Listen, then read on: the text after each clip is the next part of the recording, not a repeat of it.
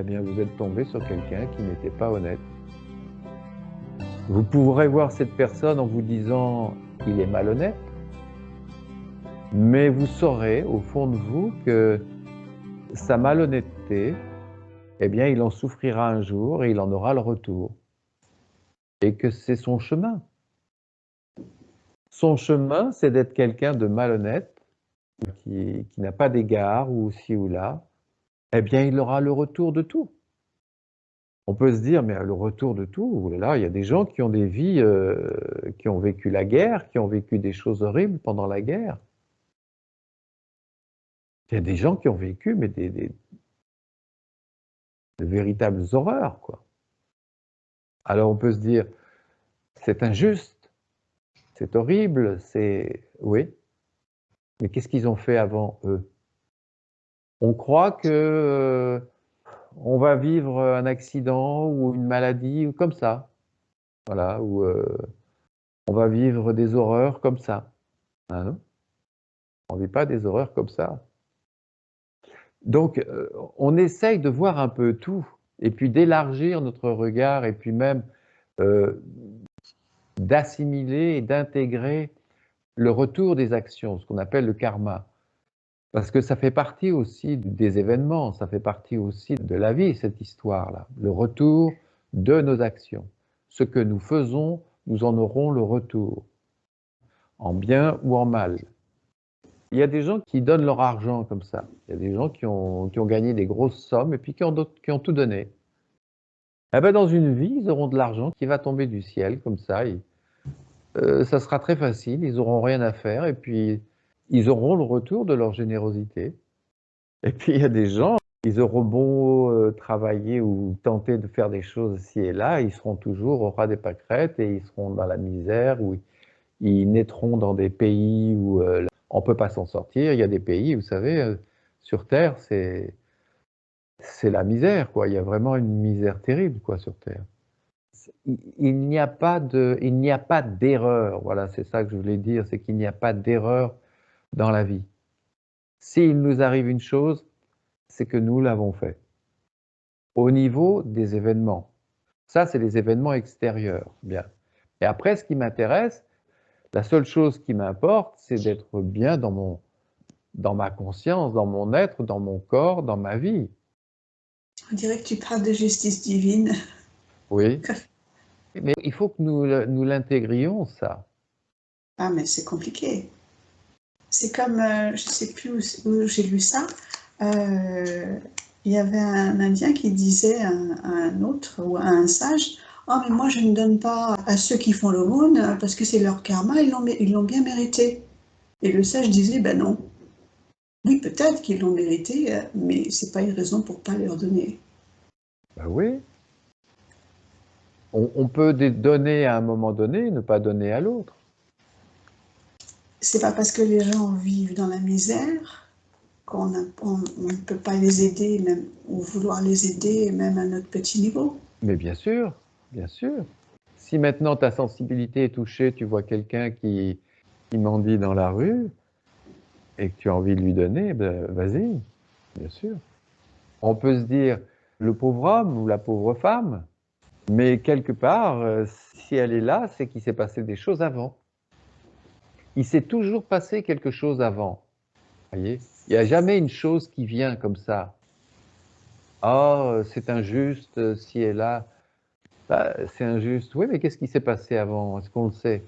Voyez, on ne connaît pas le parcours des gens, on ne sait pas ce qu'ils ont fait, ces gens. Maintenant, on peut les aider. Si on voit quelqu'un qui est malheureux, on peut, ou qui est dans la misère, ou on peut aller lui donner de l'argent, bien sûr, pourquoi pas? Bien sûr. Comment dire, parce qu'on parle de la voie du sort-regard. C'est un petit peu ce que voulait dire Pascal, je pense. Parce que, donc, la voie du sort-regard, c'est prendre conscience. C'est découvrir en nous-mêmes, grâce à la lumière de conscience, des choses qui sont telles qu'elles sont et qu'on peut découvrir telles qu'elles sont. Et quand on parle de retour ou de karma, là, c'est plus compliqué, disons. Tu vois ce que je veux dire? On est plus dans l'acceptation de ce qui est dit, sans pouvoir, en tout cas pour l'instant, le voir comme étant quelque chose de vérifiable, quoi. Tu vois ce que je veux dire? Oui, oui, oui, oui. C'est pour ça que Pascal, je crois, disait tout à l'heure, ça c'est difficile d'accepter ça comme ça. On peut pas, oui. Ça n'est pas vérifiable, disons. Voilà. Une réaction, oui, on peut aller au bout Oui, de la réaction et puis voir le départ de la réaction. Le départ d'une réaction, c'est, on l'a vu, un moi qui se sent dépossédé, un moi qui est blessé dans son orgueil, un moi qui est frustré. Voilà, c'est ça. Et à partir de ça, boum, ça part. On part dans le mental, on part dans les réactions, on part dans les sentiments, on part dans la haine, on peut aller jusque dans la haine, la rancœur, les... Voilà. Et c'est cette petite chose qu'il y a au départ. Ça, on peut le regarder. Mais il est vrai que au niveau des événements et de ce qui nous arrive dans notre vie ou de ce qui arrive aux autres dans leur vie, non, là, on peut pas. Mais on peut comprendre le retour des actions. On peut comprendre que les événements qui arrivent dans notre vie ne viennent pas comme ça au hasard. Il n'y a pas de hasard dans la vie, ça n'existe pas, ça. Si on a des yeux là, c'est pas pour rien. Si on a des oreilles là, si on a des cheveux sur la tête, des ongles au bout des mains, tout est pensé, tout est juste, tout est parfait dans la vie.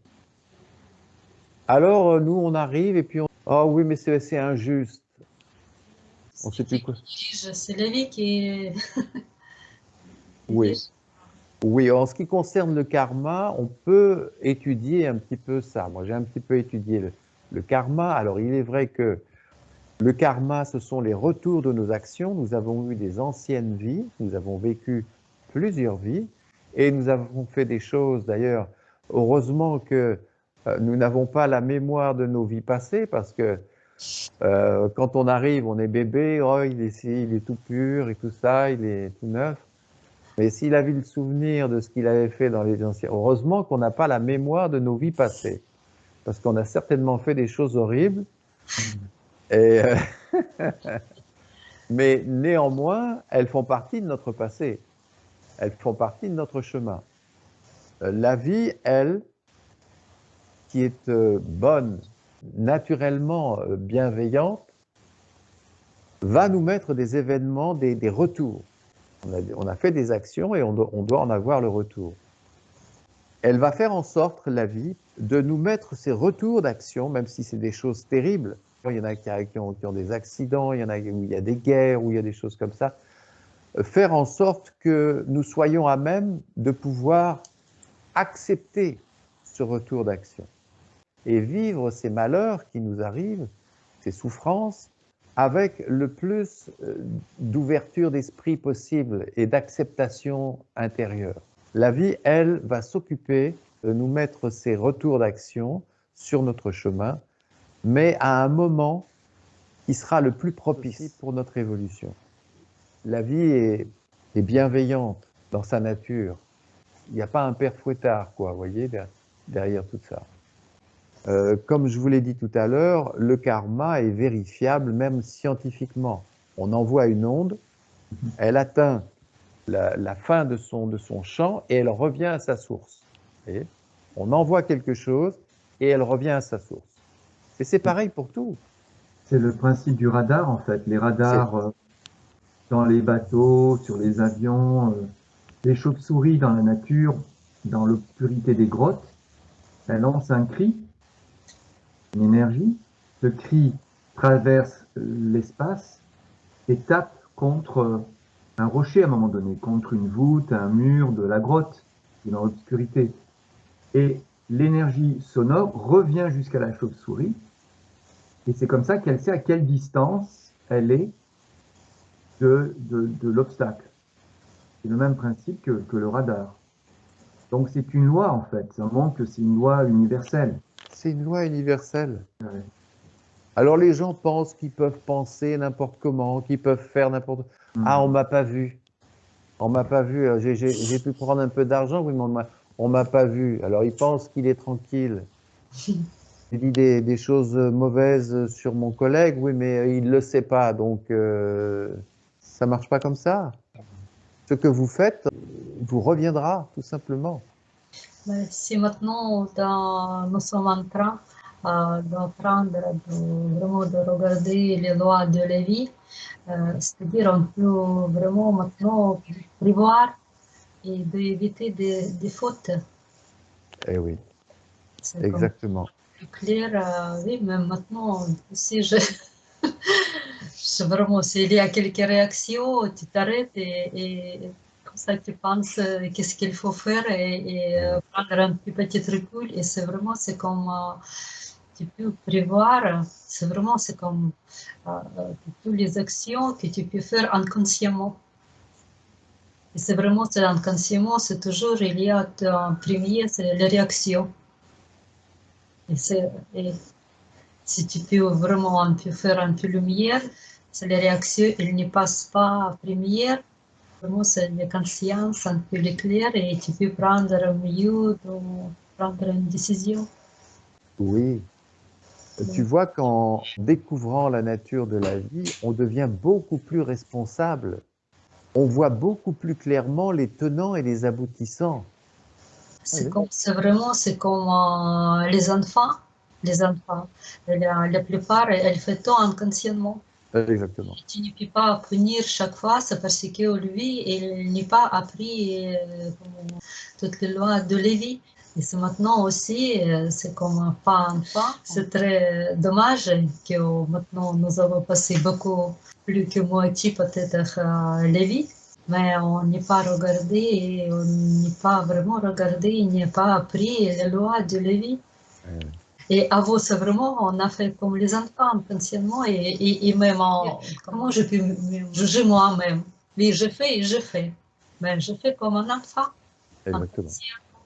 Et maintenant, comme je regarde maintenant les autres, et je vois, comme on l'a déjà, qu'elles pensent qu'elles peuvent faire tout, mais eux, elles font vraiment comme les enfants, inconsciemment. Maintenant, je ne sais pas s'il y a un petit regard, je ne dis pas que c'est le grand regard, et tu vois qu'elle est vraiment, elle fait inconsciemment. On voit des gens qui arrivent à des hauts postes dans les gouvernements, qui font des trucs.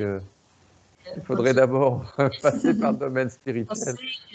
Et après, on pourrait faire de la politique. Ouais. Ça serait bien, ça. Avant d'occuper un poste au gouvernement, il faudrait faire d'abord de la spiritualité. Et comprendre les lois profondes de la vie, bien sûr. Parce que là, on voit bien ce qui se passe. On voit bien ce qui se passe. Parfois, je regarde qui est discussion de politique, de déjà qui vraiment, ils ont un grand poste. C'est incroyable. Ils n'écoutent pas un l'autre. C'est toujours, il y a le premier qui est réaction, réaction, réaction, et la position un sur l'autre.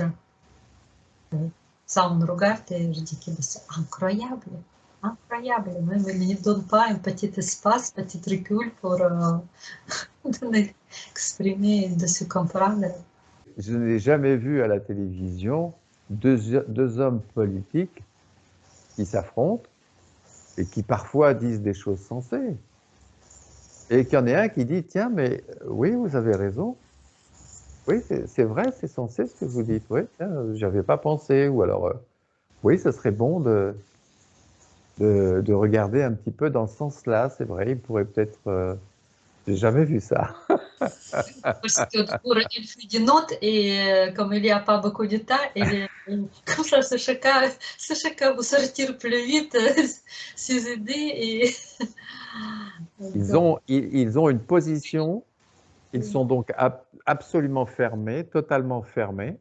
Ils ont leur position et à aucun moment ils sont ouverts à une écoute, à entendre quelqu'un qui même ne fait pas partie de son parti, mais qui peut dire une chose intéressante. Voilà. Ils sont fermés dans leur conception. Ils sont à notre image. Et ils sont dans leur conception et ils ne veulent pas sortir de leur conception. Leur conception, ils y tiennent, ils s'y accrochent et ils argumentent. Tout ça. On était parti du conscient et de l'inconscient, mais voyez comme dans notre inconscient, beaucoup de choses, c'est un véritable grenier. Il y a des vieilles choses là-dedans, voyez. Ça serait intéressant même de, pourquoi pas, d'aller déterrer certaines choses et de se dire, tiens, mais il s'est passé ça dans ma vie à un moment donné. Comment je l'ai vécu? Pourquoi j'ai eu telle réaction? Pourquoi j'ai eu... Il ne s'agit pas de s'en rajouter parce qu'on en a déjà pas mal hein, dans notre vie journalière. On ne va pas aller déterrer les morts. Mais on peut, à un moment donné, on peut être interpellé par des réactions qu'on a eues, vous voyez, vis-à-vis d'une personne, puis de se dire, tiens, mais qu'est-ce qui s'est passé à ce moment-là? Vous voyez, j'ai eu une réaction d'orgueil, je me suis senti dépossédé, je me suis senti vexé, le moi a voulu réagir, le moi veut blesser l'autre. Ah, on m'a blessé, alors je veux blesser l'autre. Devant une souffrance, qu'est-ce qu'on peut faire devant la souffrance affective, par exemple? Eh bien, on ne peut rien faire. Elle est là. Voyez? Si vous êtes attaché à quelqu'un et que la personne s'en va, vous souffrez. Vous allez souffrir d'un manque. Vous êtes comme un drogué qui a eu sa drogue et puis d'un seul coup, qu'il n'y en a plus. Un plaisir affectif, c'est quelque chose qui implique le corps.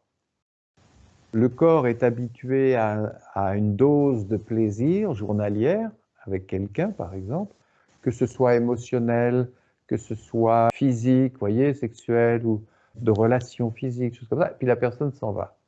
Mais le corps, lui, est habitué à... C'est chimique, tout ça. Vous voyez, dans le corps physique, je ne sais pas si vous avez vu la vidéo sur l'alchimie du corps, elle est bien, cette vidéo, elle fait bien comprendre que le corps, nos sentiments, nous les vivons avec l'esprit, avec l'âme, mais aussi avec le corps.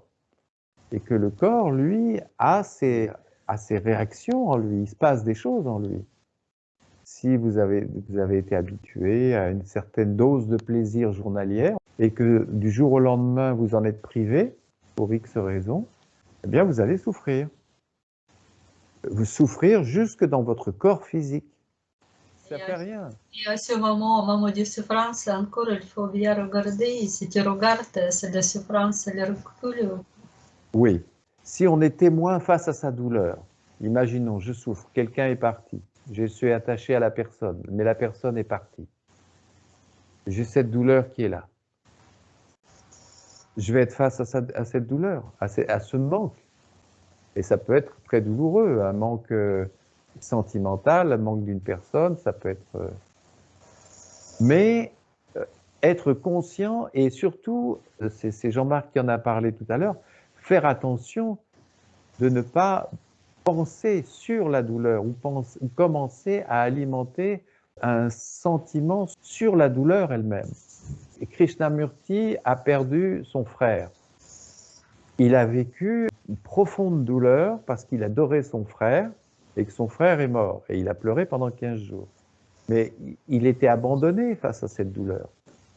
Il n'y a rien à faire face à la douleur. On souffre et puis c'est tout. Mais au moins, Krishnamurti, ce qu'il n'a pas fait, c'est qu'il n'a pas mis son mental en marche. Il n'a pas commencé à penser, il n'a pas commencé à se lamenter. Il était, de toute évidence, complètement abandonné face à sa douleur. Et c'est parce qu'il était abandonné face à sa douleur, il a certainement eu des images du passé avec les bons moments qu'il a vécu avec son frère, parce qu'ils étaient très liés tous les deux.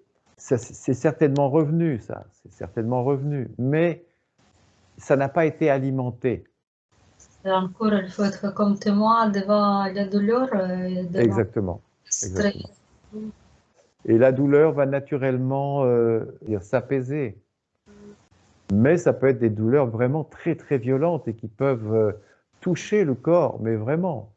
Au point que certaines personnes, problèmes de cœur, disons, sont obligées de prendre des traitements ou des choses comme ça, quoi, vous voyez. Il peut y avoir des souffrances terribles, psychologiques, hein, à tous les niveaux, hein. Là, on parle d'affectif, mais ça peut être... Il y a des gens qui tuent leur conjoint, hein, ou leur ex-conjoint. C'est pas rare ça maintenant, hein. On en parle beaucoup. Mm. Mais il y a des douleurs psychologiques, des complexités psychologiques, des méandres intérieurs qui font qu'on peut en arriver à faire des trucs. J'aimerais quand même revenir un petit peu sur le conscient et l'inconscient. Donc, l'inconscient, on peut le ranger dans cette nuit obscure et profonde en nous. Voyez, c'est toutes les expériences que nous avons vécues et qui sont présentes en nous. Lorsque nous vivons un instant de vie, comme maintenant, il y a de l'inconscient, puisqu'on a vu qu'il y avait de la mémoire. On se connaît, voilà, on reprend un petit peu ce qu'on a dit au début. Mais on peut se dire, ouh là là, mais j'ai vécu d'autres choses dans ma vie. Mais il est où cet inconscient-là? Eh bien, il n'est pas éclairé par la lumière de conscience, tout simplement. Cette mémoire spontanée vient naturellement éclairer cet instant parce que c'est une nécessité de la vie. Nous faisons cette discussion-là maintenant et c'est une nécessité d'être conscient mentalement. Donc nous avons un inconscient mental puisque nous comprenons ce qui est dit. Mais nous avons aussi un inconscient visuel, sentimental, puisque nous nous connaissons.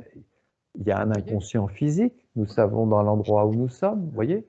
Il y a un arrière-plan expérientiel de mémoire derrière tout ça, et qui nous sert à vivre cette seconde-là maintenant. Mais ça veut dire aussi alors que notre comportement relationnel, il est basé sur un autre inconscient, une autre partie de l'inconscient. C'est-à-dire sur tout un tas de relations fausses qui se sont construites quand on était bébé, puis en grandissant plus petit. Il y a donc tout un tas de connexions qui se sont faites et qui sont là maintenant dans l'inconscient et dont dépend notre comportement conscient, sans que même on pense à se dire mon comportement conscient repose sur une masse inconsciente qui en fait peut être bourrée de tout un tas d'erreurs. C'est ça aussi que ça veut dire du coup. Oui, notre conditionnement. Vous imaginez tout ce qu'on nous a inculqué, tout ce qu'on a répété dans notre vie, inconsciemment. C'était Irina qui parlait de l'inconscience, inconsciemment, mais qui est bien présent maintenant dans notre vie, comme tu le dis parfaitement, dans nos relations journalières, au travail, n'importe où. Et c'est là, ce conditionnement, ces idées qu'on nous a mis dans la tête, ces habitudes que nous avons, ces idées, que ce soit sur nous, que ce soit sur les autres, que ce soit sur la vie, ça fait partie de notre inconscient. Et c'est là. Et ça a une influence incroyable dans nos relations humaines. Tu avais vu un documentaire sur le cerveau, sur le mental. Oui, c'était un documentaire sur les neurosciences. C'était un professeur de neurosciences qui disait qu'ils font donc des observations du cerveau quand il est éveillé. Donc il y a des volontaires, ils mettent des électrodes sur le crâne, sur la tête, et ils mettent les gens dans certaines situations où ils ont simplement une conversation, mais qui est pour eux préparée, si tu veux. Ils abordent certains thèmes, et donc ils ont un écran, et sur l'écran, ils voient les zones du cerveau qui s'allument quand on prononce tel ou tel mot, ou qu'on parle de telle ou telle situation. Et ils voient si ce sont des zones isolées, ou plusieurs zones qui s'allument et qui sont connectées. Et donc à partir de là, ils disaient que pour eux en neurosciences maintenant, ils parlaient du moi en fait, et qu'il y avait 3 types de moi. D'abord, il y avait au niveau supérieur, ils appelaient ça le moi autobiographique. C'est le moi qui fait référence au passé, à ce qu'il a fait dans le passé et ce qu'il va faire dans le futur. ce qu'il veut faire dans le futur. Le moi qui se projette. Ses projections, oui. Il disait que ce plan-là était le plus puissant parce qu'il s'auto-alimentait en fait. Il appelait le moi autobiographique ou par défaut. C'est celui qui est par défaut le plus souvent présent et qui s'auto-alimente. Et en dessous, il disait qu'il y avait le moi minimaliste, c'est le moi qui est présent quand on est dans une relation avec quelqu'un d'autre. Simplement un moi qui est là, moi et l'autre. Voilà. Voilà, comme Ça, là maintenant. Voilà, c'est minimaliste.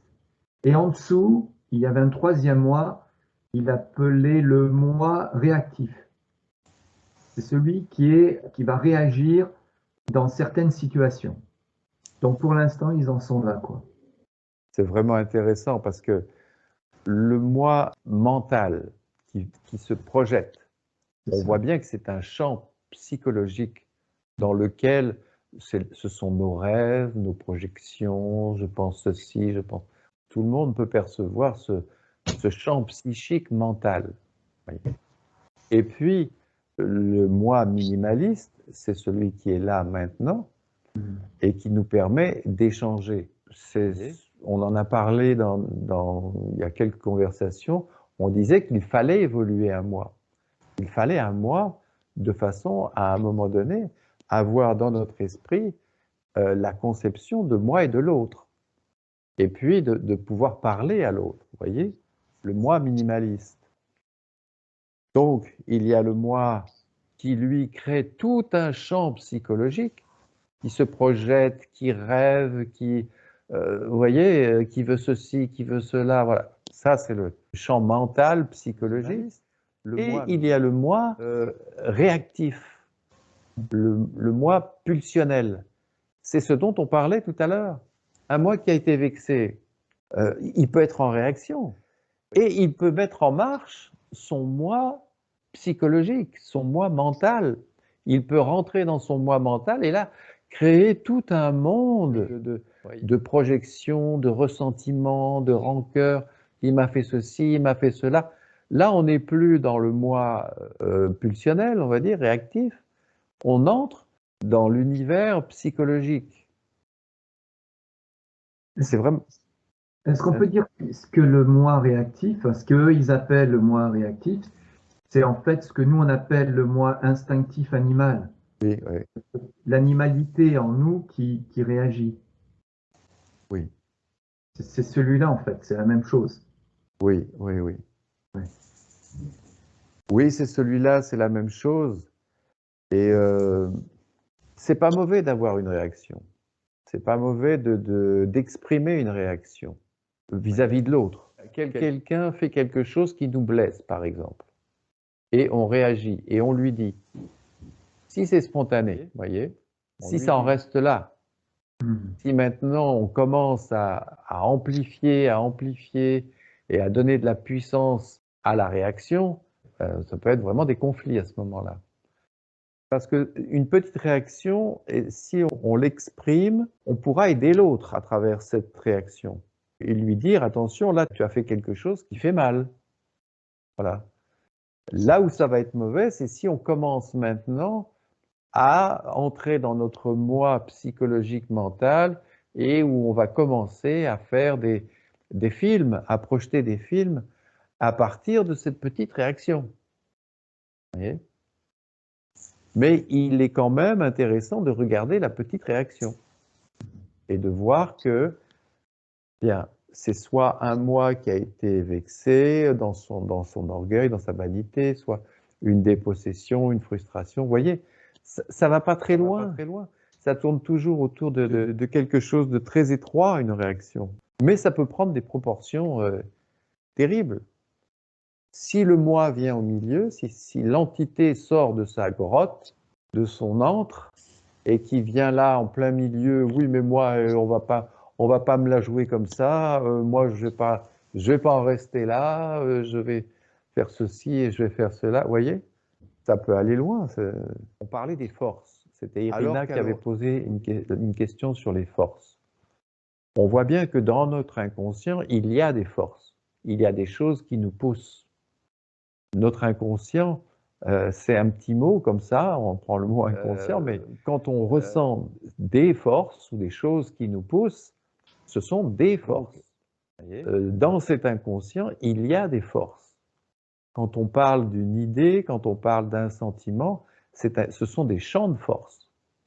Et des champs de force sur lesquels on a pensé, qui ont pris de la puissance, grâce au mental, grâce au son, grâce aux mots, et grâce à la répétition. Alors, tout ça, c'est bon d'en parler parce qu'on va faire de plus en plus attention aux pensées, aux mots, aux pensées répétées. Vous voyez comme on devient beaucoup plus conscient. Ce sont des choses qu'on faisait inconsciemment. Et puis, en parlant, en discutant, là maintenant, on se dit, ah, mais ce ne sont pas des choses anodines, ce ne sont pas des petites choses. Tu voulais dire quelque chose, Irina? Non? Moi, je voulais demander aussi, c'est les forces, s'ils viennent inconsciemment et si on met un peu de lumière, on regarde, elles peuvent disparaître. Ou fois, on a demandé, je me suis demandé d'où ils viennent. Ils viennent aussi de notre mémoire, c'est ça? Oui. Oui, oui. Quand on parle de force, c'est des champs de force. On les ressent. Les forces, on ne peut pas les voir avec nos yeux physiques. C'est difficile ce que nous faisons parce que nous ne voyons pas de ce dont nous parlons avec nos yeux physiques. Voyez? Mais nous le ressentons et nous percevons en nous des choses, des forces, des choses qui nous poussent. Quand on parle d'une réaction, on ne voit pas une réaction avec nos yeux physiques, bien qu'on puisse voir quelqu'un dans une réaction ou se voir nous-mêmes dans une réaction et à l'exprimer physiquement. Mais on peut garder pour nous des réactions. Vous voyez, impassible physiquement, mais à l'intérieur, ça bouge. Ce sont des choses, des forces qui s'expriment dans notre nuit intérieure, dans notre inconscient. C'est les moments que nous avons vécu. Si on n'est pas vécu vraiment physiquement, ça, on ne peut pas nous toucher et il n'y a pas de mémoire et il n'y a pas d'imprimé. Oui. Il y a une mémoire sur tout ce qu'on a vécu? Ça fait beaucoup, hein? Ah, ça fait beaucoup. Ouais. Ah oui, tout laisse une trace. Mais ce qui est intéressant dans ce que nous faisons, c'est que nous pouvons vivre libres de ces traces. Si nous apprenons à ne plus les nourrir, les forces, c'est comme des petits-enfants, voyez? C'est comme si on avait une maternelle derrière nous et qu'on leur donne à manger. Vous voyez, on a des enfants et on leur donne à manger. Mais la nourriture, c'est quoi? Ce sont les pensées. On les nourrit et on les maintient en vie avec nos pensées. Mais si ces enfants, on les nourrit plus, vous voyez, ces entités, Les pauvres, ils peuvent. on les laisse mourir de faim. Et puis elles vont nous laisser tranquilles. Mais c'est ça en fait. Elles vont naturellement perdre en puissance. Et puis on va perdre même l'habitude de solliciter le moi, de devenir réactif. C'est quelque chose qui va s'éloigner, s'éloigner, s'éloigner, s'éloigner. Et puis, on va se retrouver très tranquille, très libre, vous voyez. Ce mental va s'éloigner et puis on va s'en servir juste pour ce qu'il nous faut. On a besoin du mental, bien sûr. On va devenir beaucoup plus conscient sur ce que nous faisons et sur ce qui se passe en nous. Les erreurs, on ne les fera plus, voyez. Il y a des choses qu'on va naturellement ne plus refaire. Et quelqu'un qui est parfaitement conscient, voyez, ben c'est Bouddha sous son arbre, voilà. Il est inatteignable. Les forces sont là, on les avait vus, Little Buddha, il est sous son arbre. Alors ils essayent, il y a les femmes qui viennent le tenter, les archers, les flèches enflammées. Et puis, le dernier bastion, on peut dire, des forces, c'est le moi. C'est Mara. Il y a une mare, vous voyez, en face de lui. La mare, c'est l'inconscient, vous voyez. Il sort de cette mare la dernière grosse entité qui reste dans la mare, c'est-à-dire le moi. Il essaye d'influencer Bouddha, il prend la forme, il prend son visage même. Bouddha sait très bien que ce n'est qu'une image, ce n'est qu'une entité. Hein, et il lui lâche la main et Mara retourne à l'inconscient dans sa nuit. Voyez, et il reste dans l'être, dans le rayonnement de l'être. Oui, parce qu'il lui crie. À la fin, il n'est pas content parce qu'il voit que Bouddha ne rentre pas dans son jeu, donc il devient terrible. Terrible. Ouais. Oui, il essaye d'abord d'influencer dans la douceur Bouddha, puis après il voit que ça ne marche pas. Et alors là, il se révèle tel qu'il est, c'est-à-dire une entité monstrueuse. Il a besoin, lui aussi, il fait partie de la maternelle, hein, on parlait de la maternelle et des petits-enfants. Il a besoin de manger lui aussi, alors il faut le nourrir, voyez, en le faisant entrer dans la lumière de conscience. Voyez, il a besoin de moi, moi, moi. Alors, ben, c'est ce qu'on voit autour de nous, hein. Moi, il y a beaucoup de moi. Hein. Voilà, ils nourrissent Mara, ils lui donnent à manger. C'est un festin, là. Les responsabilités qu'on porte sur les épaules.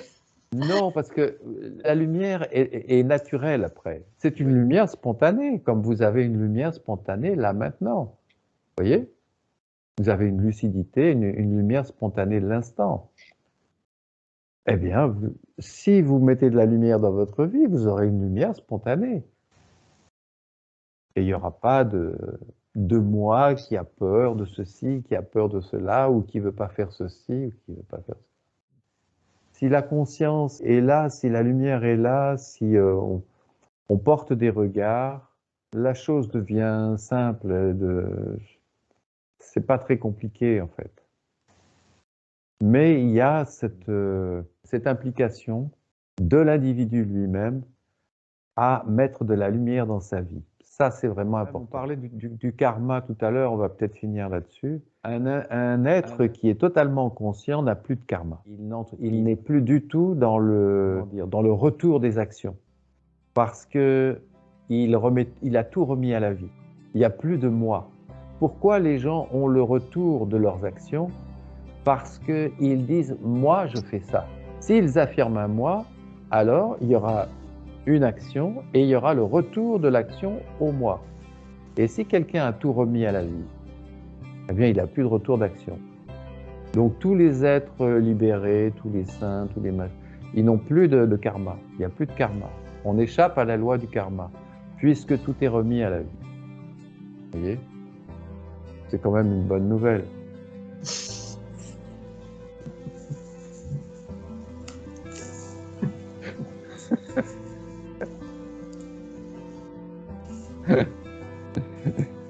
Alors, on va finir sur cette bonne nouvelle, peut-être. Oui, s'en remettre à la vie, exactement.